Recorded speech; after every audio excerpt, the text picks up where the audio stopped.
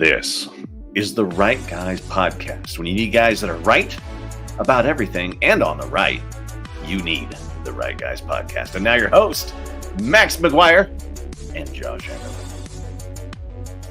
Welcome back to another edition of the Right Guys podcast. My name is Max McGuire.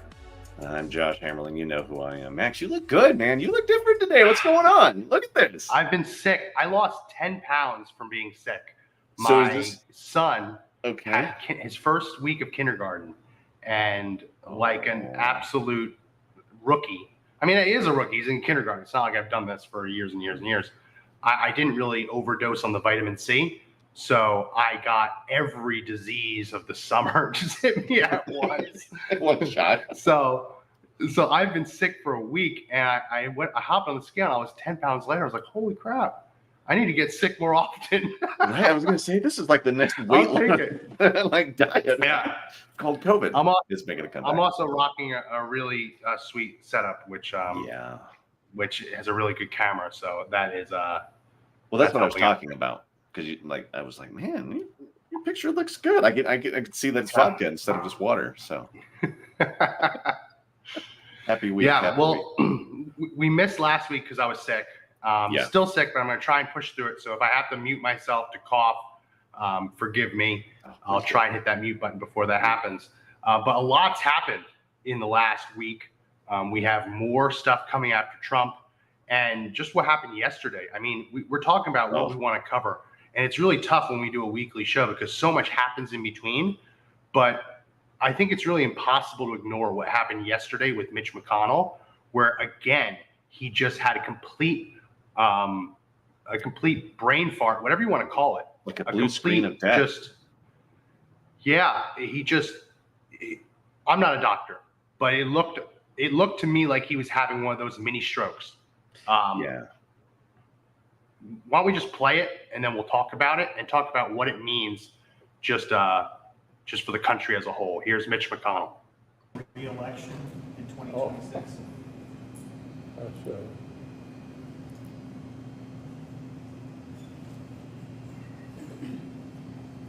Did you hear the question, Senator? Running for re-election in 2026?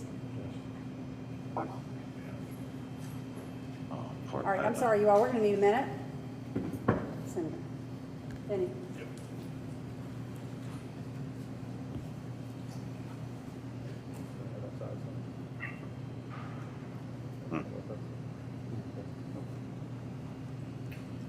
There he's back. Okay. Somebody else have a question? Please speak up. So,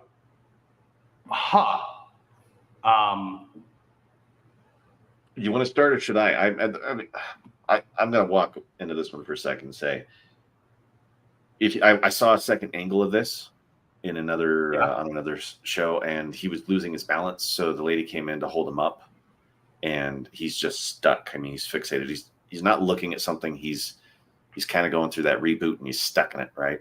And I'm not a doctor. I don't know if this is one of those like ATIs, what they call them, ischemic transient something. Yeah, like a mini stroke kind of stuff. Or a like a seizure, right? Because if you've known anybody with seizures, they kind of go into those moments. So whatever's going on, it's not normal. I mean, I don't want to use the word normal, but it's outside of normal health running. I mean, it's the best way I can say it. Right? It's not. It is not normal. And what's really disturbing is how we know for the past couple months this has been going on. Has this been going on before? I mean, I look at this. It's very obvious he is not in anywhere near the health it would take to represent his constituents. And I mean, I wrote for Conservative Daily for almost a decade. I don't know if anyone was as hard on Mitch McConnell as I was. Pressuring him to be more conservative, pressuring him not to cave to liberals. And so there is no one more than me who would like to see him out of politics, but you never want to see someone leave politics like this. And you never want to see someone stay in politics to the point where they reach this stage, because he's not alone. We have clips of Fetterman. We have clips of Dianne Feinstein that we'll show a little later. This is becoming a trend. And the really scary part of this is he's still voting, Mhm. right? He is still acting as minority leader in the Senate. He's still helping decide who is on committees, right? So it's very clear he isn't up for the job. So who is doing this? Who is the one actually fulfilling these duties? You look at Fetterman. Fetterman was in the hospital for suicidal tendencies. I mean, surprise, surprise, he came out with plastic surgery, so I don't know how that worked. But he's in the hospital for wanting to kill himself. And he authored legislation while he was on suicide watch. Like, does anyone actually think that that happened? Or can we just admit that his staffers were the ones who were co-authoring legislation on his behalf while he's like in the mental ward? I mean, we're all just told to ignore it. That's not how it works, though. It's the senator, it's the legislator, right? That ends up being the one that has to do the work. And if that legislator is not present, then their vote doesn't count, or at least they would be. I don't know how that shakes out. I mean, what happens when you have a real health issue like that and you're a senator, right? I mean, does it go by the state? And I think it is per state on how they want to deal with that. And I've read a little bit into it, but what is he at that point now where in Kentucky, it has to be considered? In Kentucky, they took steps to make sure that a Democrat wouldn't ever replace him. So they passed a law in Kentucky that says that anytime a senator needs to be replaced by the governor has to choose a senator from the departing senator's party. So there's a Democrat governor in Kentucky, so he can't choose a Democrat to replace a Republican. But that is not really all that great because we know a lot of Republicans are practically Democrats anyway. Yeah. But at least there's that safeguard in place. But I don't know. I mean, you look at John Fetterman in Pennsylvania, and no one is, other than conservatives, are calling for his removal. The left is actually saying that it's brave, it's stunning, it's brave what he's doing. The man can't talk. He can't talk. And this isn't making fun of his disability. An essential part of his responsibility to represent his constituents is being able to talk to and talk on behalf of his constituents. If he can't communicate with them and on behalf of them effectively, he isn't the man for the job. And it's unfortunate that his health has deteriorated this much. But we have that clip. I think we've played it before, but it's important to play it again. When they had that big collapse on I-95, the highway near Philadelphia, they threw it to him during the transportation committee, because that's what you do when there's something going on in their state. They throw it to that center so he can get a soundbite. And this is the soundbite that came out of it. 95. Obviously that you're pretty much preoccupied with 95, and I know I certainly am too. And we know it's a major eatery, not just for Pennsylvania, but for the East Coast. And the eatery. So two bits here. The 95. People who have this kind of mental decline, who have had a stroke, oftentimes what ends up happening is almost like a record skipping, where they say a word and they just get stuck on the word. So you hear him saying 95. It really is like a record skip. And then you hear him say eatery.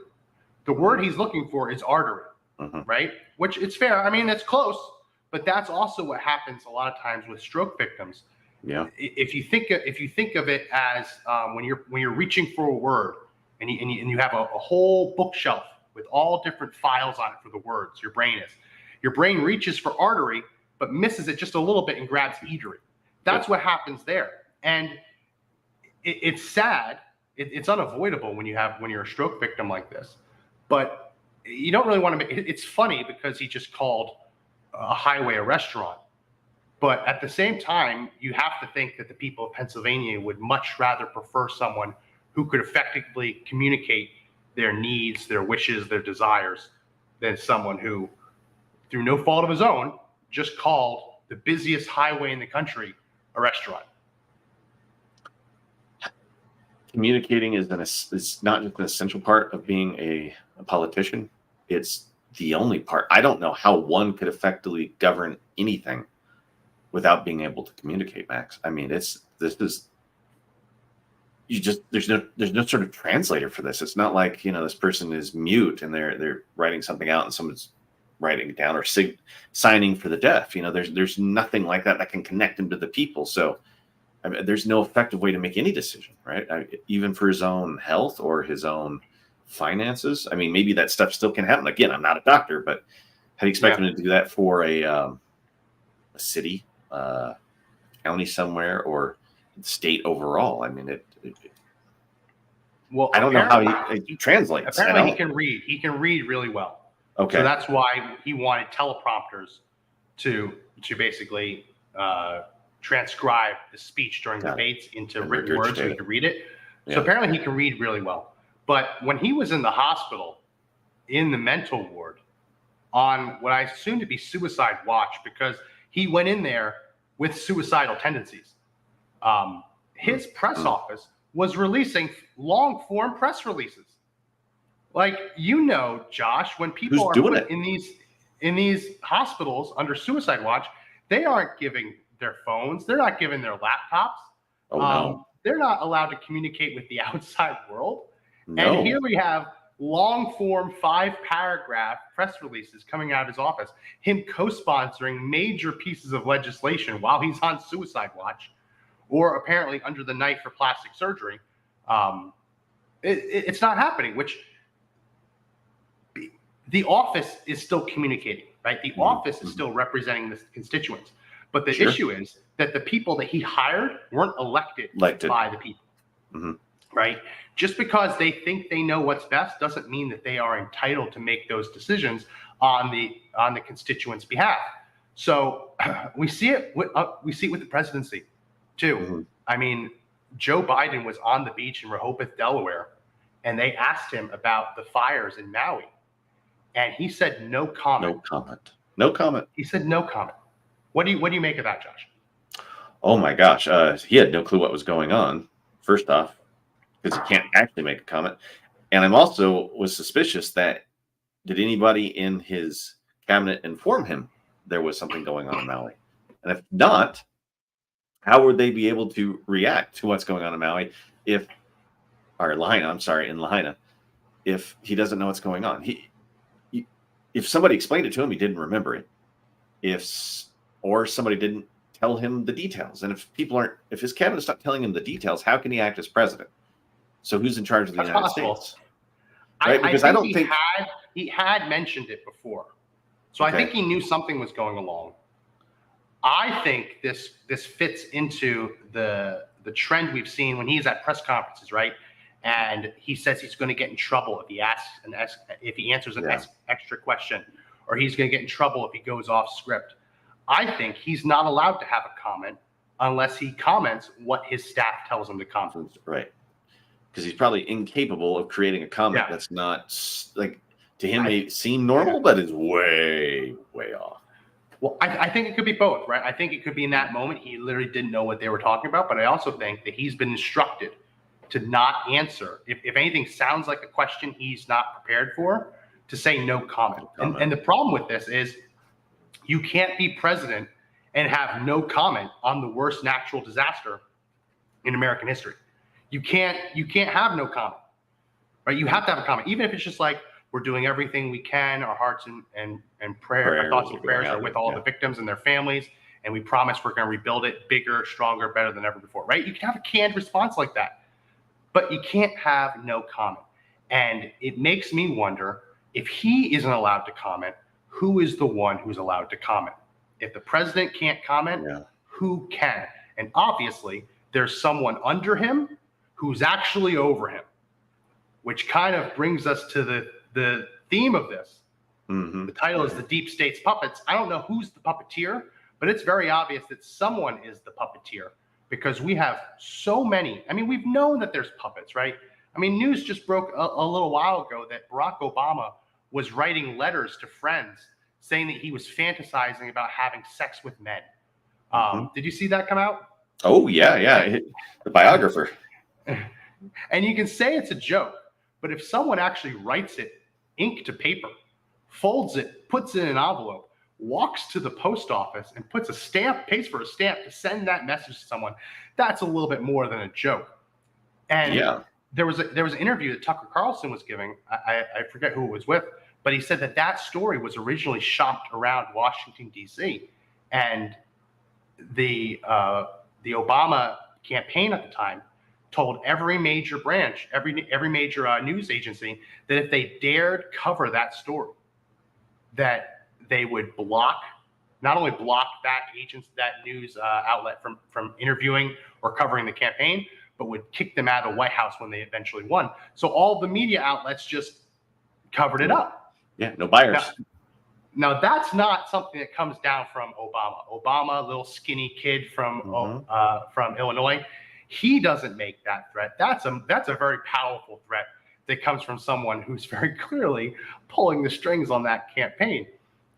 But we see this all over the place. It's just so out there now that we have these octogenarian politicians who are in the very obvious twilight of their lives, unable to formulate real sentences, not knowing when or where they are, and yet they're still voting, they're still releasing press releases, they're still co-sponsoring legislation, and it's very clear they're not the ones doing it. So who is? And how often are they doing this kind of work? And how much legislation has been passed based on a bunch of stuff created by people who were never elected into office? So is there a deep state? And the answer is, I don't know, but it gets more and more suspicious every time something like this happens, right? And Joe Biden is the president of the United States. Is he calling the shots if a balloon flies from China to Alaska, let's say, hypothetically, right? Would he be able to make the call to get rid of that? We know that he doesn't. We know he's not interested in that. I don't know. I don't know who's the puppeteer, but it's very obvious that there are puppeteers. I have my suspicions. I mean, we've been warned many times. What was it, Eisenhower, who warned us about the military-industrial complex. That there is this wealthy group of individuals, companies that want to drive the U.S. to war because it is profitable. It is no surprise that Donald Trump went 4 years without starting a major war. As soon as he's removed, the U.S. is back in another war. But we're not in a war. We're just giving away our military equipment so that then we can pay these companies to build us more bombs, more munitions, and more vehicles. So there's obviously, you think about that. You think about obviously the big money guys, the World Economic Forum. You think about these these puppeteers. Are they the ones pulling shit? We don't know, but it's very obvious that there are people. And then you look at the DOJ, right? Because what the DOJ is doing is they are literally trying to put Donald Trump in prison for the rest of his life. Yeah, he's the only one of this specific age who is lucid, is able to say what he means and mean what he says. And he's the one that they want to throw in prison, not Dianne Feinstein, who shows up not even knowing what's going on and votes yes anyway. And Dianne Feinstein actually gave her daughter power of attorney. So she's declared that she is not physically or mentally able to manage her own affairs, and yet she's managing the affairs of all Californians. That's a joke. The DOJ wants to throw Trump in prison. Wants to give us more of no comment Biden. Sorry, I'm not allowed to comment on that Biden. And it makes you wonder. It really makes you wonder. Because anytime you have the G8 summits now, I mean, is that the group that's in like calling shots on the sides? Do we have to start looking at some of these odd groups that presidents happen to be part of that, they attend some of the parties and the galas, and are they being influenced by those people to make those decisions? And are those people making those calls? I mean, Obama stayed in DC, right? Let's not forget he's the only president that got a mansion like just blocks from the White House. And there have been rumors circulating out there that there may be visits to his mansion by people. You never know. Yeah. But is he pulling strings? I mean, is he acting like a puppeteer? He doesn't have to say much, just like sending an idea, right, on a piece of paper. Well, there was a lot of reporting in the early days of the Biden regime. Call it a regime, not going to call it an administration. Early days of the Biden regime, that Obama was actually the one making policy decisions. That Obama and his advisors were the ones who were calling the shots for Biden. he was basically giving them an Obama third term. So there was a lot of reporting on that. That all started to get hush hush as we got further into it. But there was definitely some reporting on that. Before we get too far away from it, I want to play this clip of Dianne Feinstein because we didn't get to play it earlier. Yeah. And I don't know. Did you know about this before I showed it to you today? Because we had played a couple of the different. Did you know about this clip before I showed it to you earlier? Which one was it? I'm sorry, I'm drawing a blank. The Dianne Feinstein convinced that she never actually was out. No, I had not seen that. That had not made the circuit at all. This one, it was a blip on the radar when it happened, and then it got covered up. Dianne Feinstein, when she first came back, we all saw the pictures, her in a little wheelchair. I think she had like a black eye or something. Obviously not well, but a reporter got to her and was asking her, how does it feel to be back in Congress? And her answer, stunning, with a straight face, she said that she never left. And then she started gaslighting the reporter and like making fun of the reporter for not knowing what's what. Oh, I've been here the whole time. Let's play it. I think I queued it up right. Back on Capitol Hill, Senator Dianne Feinstein has insisted she's in good health, but an interaction with two reporters, including Ben Oreskes of the LA Times, is raising doubts. What has the response from your colleagues been like? What have the well wishes? What have you heard? What have I heard about what? About your return. How have they felt about your No, return? I haven't been gone. Okay. You should follow them. I haven't been gone. I've been working. You've been working from home, is what you're saying? No, I've been here. I've been voting. Please, either know or don't know. As you heard, the senator seemed unaware she'd been absent for 3 Either months. know or don't know. Don't know. Like she's condescendingly making fun of him. Like as if he's the one who's losing his mind. Yeah. Like, I've been here every day for the last 4 months. Either know or don't know. And you hear his tone of voice during this exchange where he said, you laugh.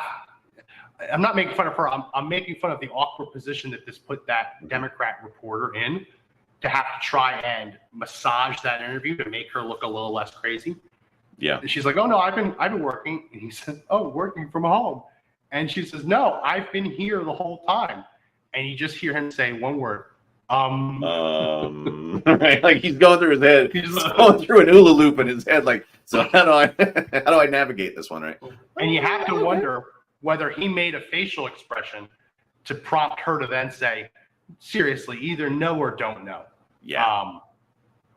Because she definitely got a little bit more aggravated after he was very confused about her. But this is someone who was absent for 3-4-ish months, somewhere around there. Yeah. And she earnestly, with a straight face, just said she was never gone and she's been there the whole time. Well, don't worry, she's there to help make legislation. Yeah. Apparently. I mean, it should be her, right? I mean, no one else would step in and do that for her in California. Yeah. I'm saying that with a shocked face. Yeah, shocked face, shocked Pikachu face. So we see it happening here with these politicians who are very obviously in mental decline, mentally incapacitated. It makes you wonder whether there are able-bodied politicians who are also just doing the will of whoever controls them. If you can control any senator, then you can control all the senators. If you can control Mitch McConnell, the Senate minority leader, then you can't tell me that other senators aren't controllable as well, even if they have their full faculties. And it makes you question the entire system. And it makes you really wonder who's in charge, because the only politician, the only president who's ever been indicted, who they've ever tried to throw in prison for the rest of his life, is the one politician who refused to bow down to those interests, who refused to play the game, who refused to do their bidding, who refused to take all their money and wanted to go his own way. It isn't just that, oh, Trump's a racist, all the things that's just for the masses, right? That's just for the idiot voters. The real reason that they hate him is that he won't play ball. And there was a question in one of those debates. I think it was either a GOP debate or a presidential debate, where Trump admitted, say, I know the game. I know how this works. Politicians get bought, and I can't be bought. And when he said that, when he admitted that, when he told them that he wasn't going to play ball, you knew it was over. You knew it was over, and you knew that they'll never let him become president. Yeah. Yeah. I think he knows the players in the game, right? He knows the roster of the people that go through, and they purchase politicians like a roster for a baseball game, right? He knows these individuals. So not only does he not play ball with them, I think they take it personally, right? Because there's association there. He knows exactly what they're up to, right? So there's already just a deep-seated hatred inside that deep state that supposedly doesn't exist, even though legislation is being written by people who have no capacity to do so. I think we've laid at least some groundwork saying that there might be something to that. So that's my thoughts on it. It's, they're taking it personally, and he knows them. It also really makes you wonder about the voting absentee, because for 2 years we had congressmen and senators voting without even showing up. So they could vote on legislation without even having to be there and raise their hand. So it makes you wonder how many of those votes were real either. I don't like being this cynical. And I think that's something that through all of this, through all 2020 up to now, whether you believe that there was election fraud in 2020, personally I do. Whether you believe that it was sufficient to change the results, personally I do. What is very clear after all of this is there is a significant amount of distrust in the country. And you can't have a republic, you can't have a democratic republic or representative democracy, whatever you want to call it, as long as the people who are supposed to hold the power don't have trust in the system itself. So what we've seen is just an attempt to denigrate those people. If you have doubts about the 2020 election, instead of trying to assuage those doubts, eliminate those doubts, destroy those doubts, give confidence to people, we've seen them thrown in prison. I mean, Donald Trump is facing charges because he questioned the results. I mean, that's what his Jan 6 trial is. And lo and behold, it's one day before Super Tuesday. That's when he's going to trial. That's just purely. That's really coincidental. That must be coincidence, right? It has to. I mean, he has 7 months to go through 12 million documents. Oh, that's fair. That's completely fair. Right? That's it. No big deal. But right there, the whole goal is to instill trust in the system. Mm-hmm. The system only exists because we believe in it, right? The American dollar only has value because people accept that it has value. If everyone was to suddenly say that the American dollar was worthless, it would become worthless. You cannot give value to something that people don't recognize. The same is true with our political system. The elections are only as effective and only as true as the people believe in them. If it's widespread, if there's widespread belief that there was election fraud, the solution is to investigate it, figure out whether it existed, litigate it, and take steps to make sure it wouldn't ever happen again. Like whether or not you actually believe that there was election fraud, it's very obvious that we need to have more secure elections. It's very obvious that there is a significant problem with electronic voting. And it's not just Republicans who said it, Democrats said it 8 years ago, right?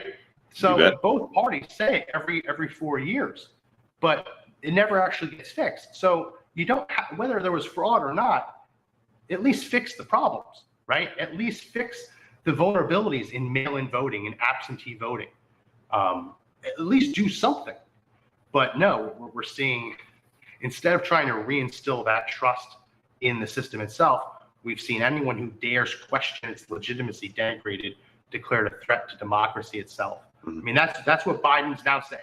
He used to say that we had to unite, but his latest comments are that anyone who distrusts the election is a threat to democracy. And how do you live in a society like that, Josh? You don't, because let me say a few things. First off, you only use that dollar because it has value and you want to keep it. If your vote no longer has any value, why would you want to keep it? And that would be one of the reasons people would want some sort of revolution, which I'm not telling people to go do, but it's how the country got started in the first place. Second, January 6th and all these prosecutions coming for it. I mean, they told us over and over and over, this is the safest, most secure election we've ever had. Don't question it. And if you do, we're going to use fear to come after all of you. And you're seeing it with, they don't want people to revolt because they're trying to show that we're going to throw the full weight of the government after you, and we're going to litigate you to death. We're going to use this fear that you shouldn't do it because the crap's going to come down on you if you do try to come after us, right? I mean, this is all of the ingredients for a totalitarian takeover by a group who's running the world behind the scenes with their politicians, and politicians don't have value and aren't doing what we're asking them to do. Why do we need them? We need somebody in there that will do the job, right? I'm going to try and download a video because Tucker Carlson gave an interview where he had mentioned this during his interview with Trump. And his question was, if first they started by protesting you, then they called you all these names, then they tried to impeach you, then they tried to impeach you again. Now they've indicted you. They indicted you again. They indicted you again, and they indicted you again. If that doesn't work, logically, the next step would be to assassinate you. Mm-hmm. And he asked Trump whether he fears it, and Trump kind of sidestepped it a little bit. Understandably, you don't really want to talk about these powers that be trying to kill you. But it's shocking. And I protested him. Let me. Yeah. I'll put here. Here we go. Here's let's hit it. Tucker Carlson talked about it. He won anyway. They impeached him twice on ridiculous pretenses. They fabricated a lot about what happened on January 6th in order to impeach him again. It didn't work. He came back. Then they indicted him. It didn't work. He became more popular. Then they indicted him 3 more times, and every single time his popularity rose. So if you begin with criticism, then you go to protest, then you go to impeachment, now you go to indictment, and none of them work, what's next? I mean, graph it out, man. We're speeding toward assassination, obviously, and no one will say that, but I don't know how you can reach that conclusion. You know what I mean? Like, they have decided, permanent Washington, both parties have decided that there's something about Trump that's so threatening to them, they just can't have him.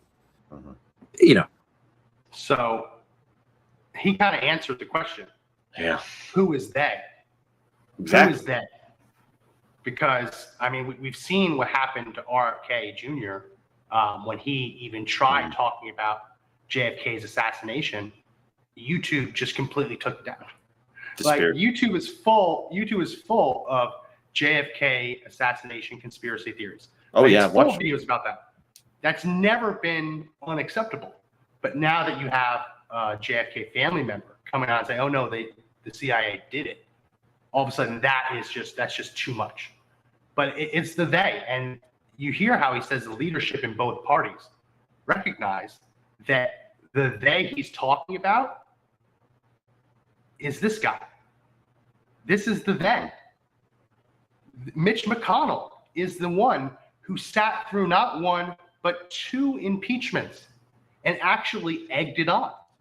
He is one of the leaders who didn't want Trump to run. When they had that Access Hollywood, it was him, it was Paul Ryan. They wanted Trump to back down and just let Hillary Clinton walk in.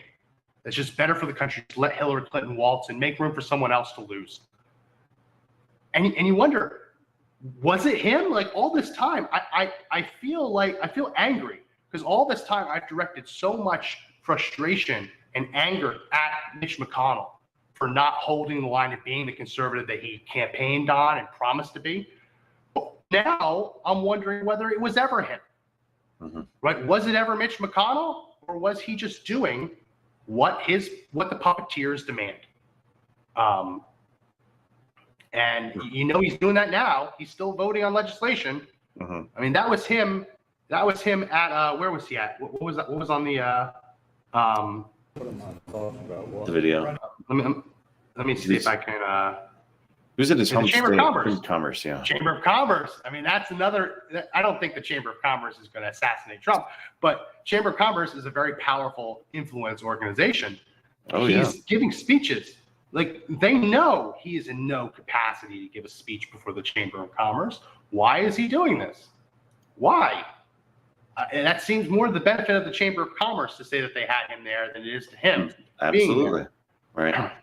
Can they donate? I mean, I'm just curious. I mean, as a Chamber of Commerce, I mean, they might be able to donate to a campaign, maybe throw a couple grand here and there, and maybe I get a little visit and everybody gets a wonderful soundbite made for TV moments. I mean, is that what's really going on? Is that what our politicians become? Is just puppets for, Tucker Carlson said it best. I haven't heard anybody else say it. He goes, permanent Washington. Yeah. What's permanent Washington? Like, does he have an idea and he's not saying anything because he worries about his life too, which you may want to. And then he's right, though. Also, because that last step is to go and assassinate the person that you're trying to vilify the most. And how many times have we seen people who have been outside of the norm in this country get assassinated? Martin Luther King Jr., right? He comes to mind. Yeah. Bobby Kennedy, right? He comes to mind. JFK, he comes to mind. Or Abraham Lincoln. I know it's probably further back, but he that's the kind of company one keeps if you get assassinated. And it's not bad company. The only problem is that you've been assassinated, right? And that just shows you that they go after the, I want to say not movers and shakers, but those who actually believe in what we created as our company, as our government. Want to talk about the movers and shakers, Malcolm X. Yeah, absolutely. Him too. Everything he stands for, I disagree with it, right? Yep. There's nothing he stands for that I agree with in any way, shape, or form. But you can see where he's coming from and how he represented a threat to the establishment, to permanent Washington.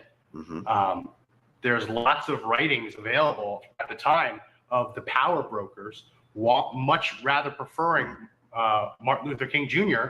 to Malcolm X because he was one of the peaceful African Americans.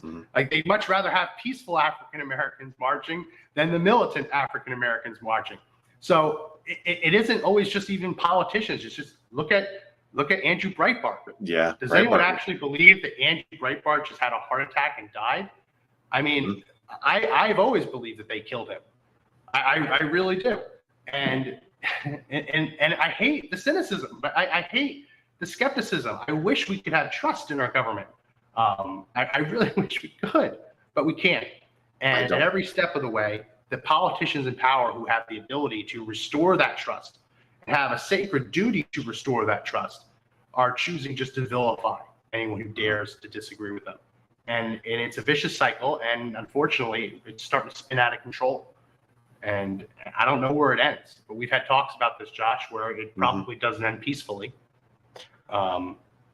I mean, we've talked for hours about how we don't want it to go sideways, but I mean, what happens when you're left with no other choice? And I'm not saying that this is what we want to do, but it's our responsibility to do it. I mean, that's what founding fathers told us, that, when the shackles of corrupt government are put on you, it is time to free yourself from those shackles and replace it with a government that works for you again.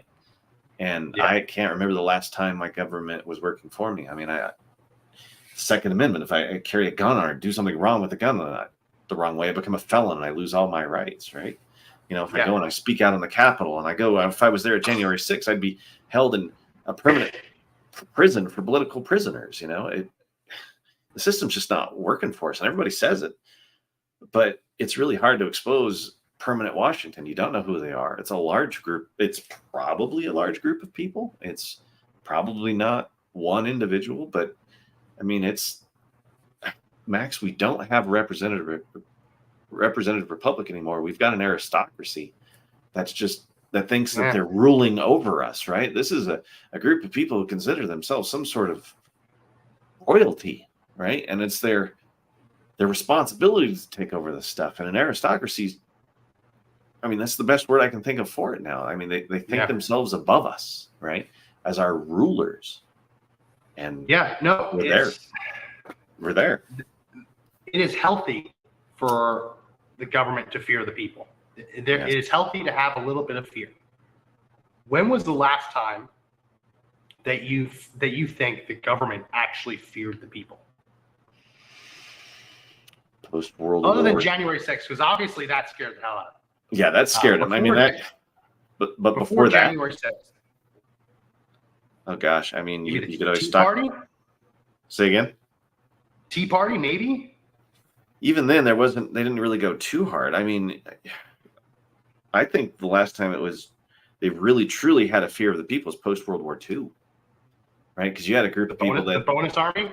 yeah, I mean, that was a genuine fear because those people knew how to wage war, right? And they had the means, and they had a whole generation that was super pro-American at that time, right? I mean, all of the feelings of patriotism after that. I think that was really the last time they got freaked out during the counterculture of the 60s. But they absorbed that. They didn't try to push against it because it served them too well. Have you ever played board games, Max? I love board games. They're a lot of fun. Did you ever play the one called Illuminati, the board game? The card game? No. Unbelievably fun game. And what I think it does is you use parts of in layman's terms, parts of the society as you know it to make plays against each other, right? So one of my favorite things to do is to be able to take in the play to try to take over the world is you would use a card that was the media, right? And then through the media, through the wing, you would use this other group to try to make influence happen. And I think this game had its fingers on how this thing works out, because whoever this deep Washington state is using these little bits and pieces of our society and of our culture and our politics to just wage a war with us, right? In this game to try to take over the whatever that may be, like whatever that in game may be. I don't know. It's a cool game. If you ever get a chance to play it, it's a blast, but it's eerie how accurate it can be. It's like super eerie, right? And like those groups who love to hide their esoteric stuff in plain sight, they love it. They get off on it, right? They want you to know that they're doing something, but they will love to be able to hide behind it. And that's what we're seeing. We're seeing a game being played, right? Bonus Army. Yep. So the bonus army. Bonus army was in between World War I, World War II. World War I veterans waiting for their bonuses for serving. This happened in the 1930s. You had tens of thousands of veterans showing up at the Capitol. You want to talk about insurrection? This is like many of them were very, very peaceful, but you wouldn't know that by looking at the government's response. Because do you remember, Josh, what they did to that bonus army? They had them removed, didn't they? I'm trying to remember now. I'm going back to my U.S. They sent tanks in. That's right. They sent the tanks in, and they used flamethrowers to burn their encampments.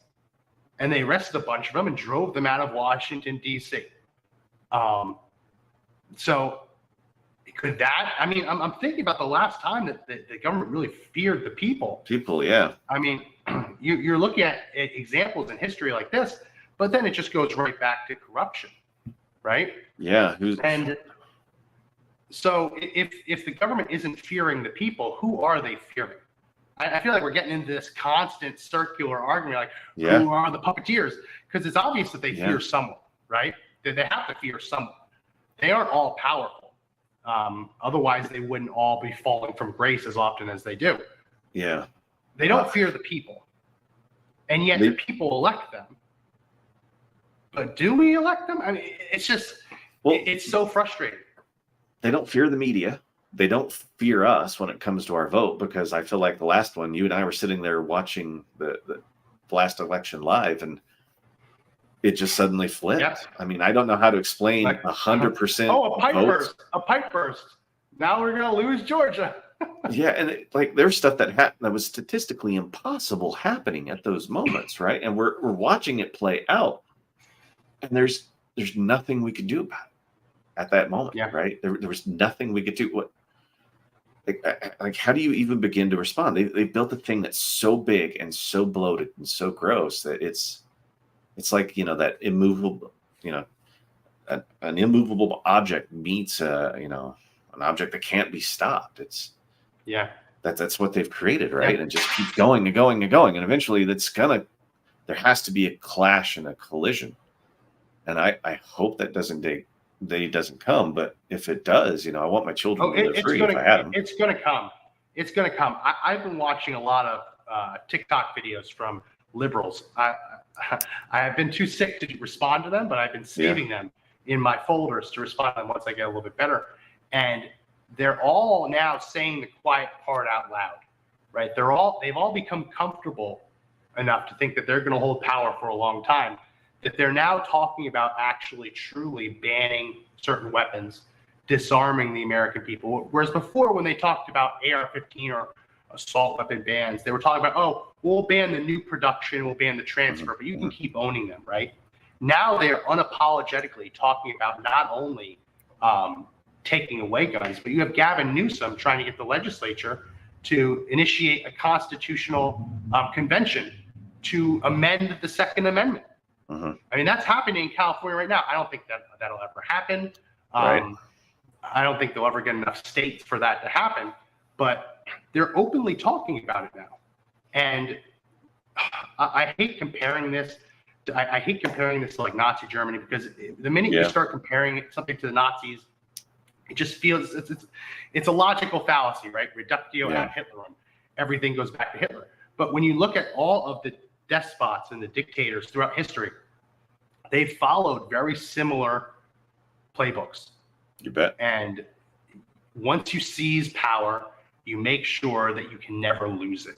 And you demonize the opposition, you throw them in prison, you create fake crimes to make it look like they did something horrible, and then you go after their supporters, you disarm them, you throw them in prison, and you make it so that they can never take back the government ever again. The government doesn't fear us, but obviously they still do a little bit, otherwise they wouldn't be coming after our Second Amendment, after our guns. I don't know, I see this playing out in slow motion, and it feels like no one's seeing it for what it is, that we're all just living our lives, just running the rat race, right? Going 9 to 5, just putting our blinders on. Whereas behind the scenes, our rights, the Constitution, are under such attack that if this doesn't stop, I mean, Ronald Reagan famously said that your rights are never more than a generation away from extinction. That timeline has shortened tremendously. Yeah, we're talking. I'd say our rights are never more than a couple of votes away from extinction at this point. Yeah, and we've talked about that in ad nauseum before. This is only. It's time to start like marching in the streets. Then, I mean, if that's what people really want, then they throw you in prison. I know. They throw you in prison. Maybe we just stop paying our taxes. Then they'll throw you in prison. Change your name to Hunter Biden first, though. Change your name first. Oh. Because then you can get away with it. Right. Then you can smoke crack and go fill out a form by yourself again. But it's going to have to, and it has to happen in big numbers. I mean, you have to come together as a large group, man. I mean, there's the easiest way to destroy any culture is to factionalize it, and we are factionalized to the point of hilarity. It's stupid how factionalized we've become. None of us are allowed to believe in anything, right? No. Unless you're on the left, then you have to follow the playbook. But that's what they want. If you don't believe in it, they don't want you to believe in it. You shouldn't believe in it.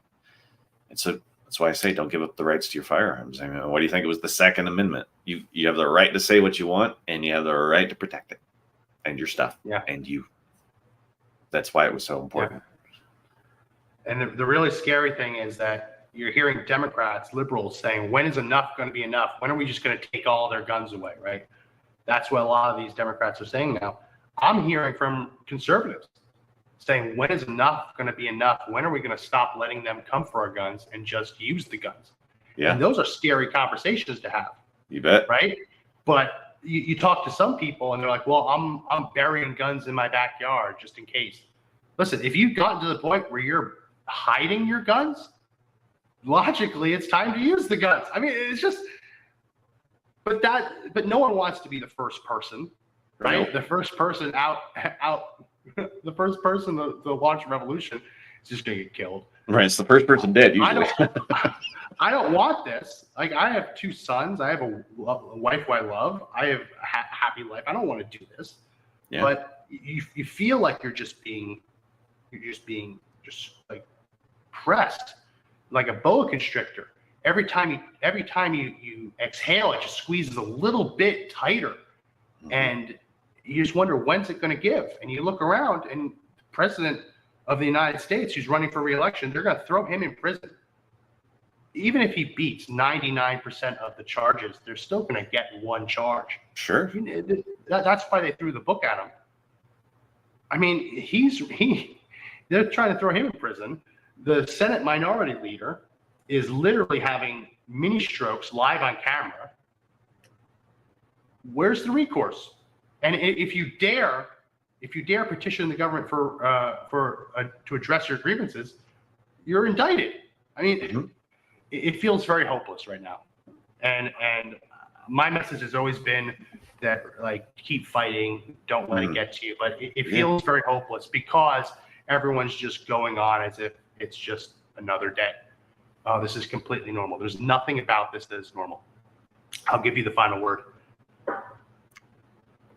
Don't look for a hero. Start being the hero, especially when it comes to protecting your rights and the government that has been given to you. I mean, there's a point where you have to decide, are you going to live free? Are you going to live under the thumb of some oppressive government that is faceless and nameless, who uses all of your politicians against you?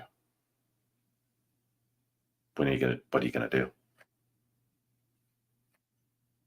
Did I lose you, Max? That's too bad, because that was a really good episode, and I enjoyed having everyone out there. Gang, don't forget to visit all of our socials. Looks like I've lost Max for us, so I'm just going to end up wrapping this one up here. It's been I always love having you guys for the show.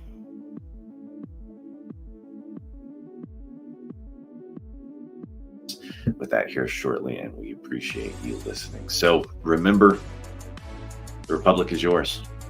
Keep it. Make sure that you hold on to it with every single ounce of your body, because it was given to you by God or something higher. Men do not give you rights. God gives you rights. So I'm Josh for the Right Guys broadcast. Max is experiencing some weather, so we'll see you guys next time.